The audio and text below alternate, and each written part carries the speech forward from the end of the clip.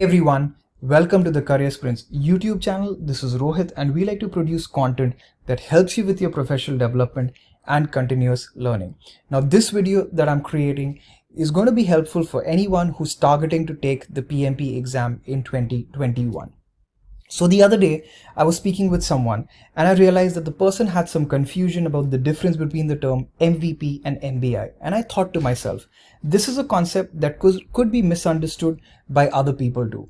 So I decided to create a video to clarify the difference between the concept of an MVP versus an MBI. Now, first, let's look at some definitions that are there on the internet about an MVP as well as an MBI. So I've taken the definition from Wikipedia for an MVP, but you'll find many other definitions of MVP on the internet. But let's look at this definition. So it says a minimum viable product is a version of a product with just enough features to be usable by early customers who can then provide feedback for future product development.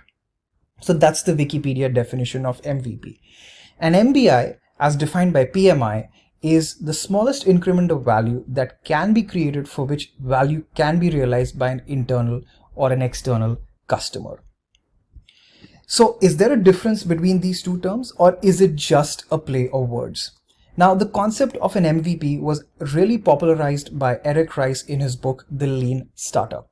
And Eric defined MVP as the version of a new product which allows the team to collect the maximum amount of validated learning about its customers with least effort. So in simple terms, an MVP is concerned with learning by releasing an early version of an innovative product.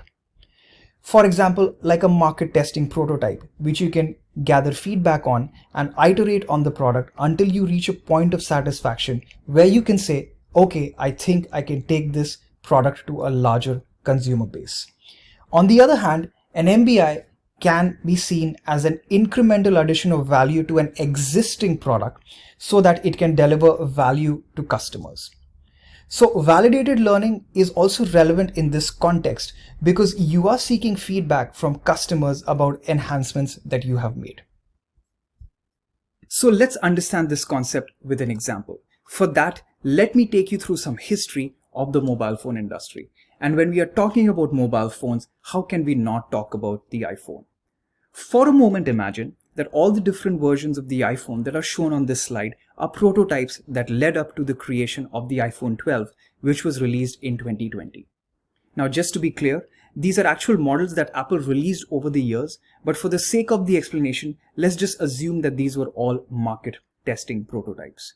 Also, for a moment, imagine that Apple used a focus group of customers to showcase and demonstrate their phones and gain some feedback. The idea of validated learning. And as they iterated through the iPhone design and the features using this feedback, they were finally able to pin it down to a model that they wanted to release, which they released in 2020, and their sales went through the roof. So basically, what they did with the prototypes was that they produced a set of MVPs, or minimum viable products, gathered feedback on these MVPs, and then released a product that proved to be extremely valuable to customers. Now, to understand MBI, let's shorten the iPhone history a little bit and just think about the iPhone 11 versus the iPhone 12, which was released in 2019 and 2020 respectively. At the outset in this picture, both these phones look the same, but there are differences between these two models. For example, the iPhone 12 has a better processor than the iPhone 11, an upgraded camera, and possibly a host of other excitement features that might cause a flutter amongst the iPhone fans.